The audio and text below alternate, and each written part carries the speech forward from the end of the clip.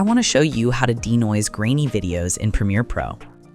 I added some footage to my timeline, and if we zoom into the clip, we can clearly see there is some graininess in the image. To remove this noise, go over to Effects and search for VR Denoise and add the effect to your clip. Now go over to Effect Controls and scroll down to VR Noise. Then uncheck Auto VR Properties. If your footage has any visible distortions, you can correct it by simply decreasing vertical field of view to 60.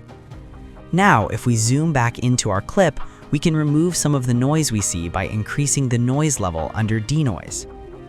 Increasing this value introduces smoothness to the clip to offset some of the noise.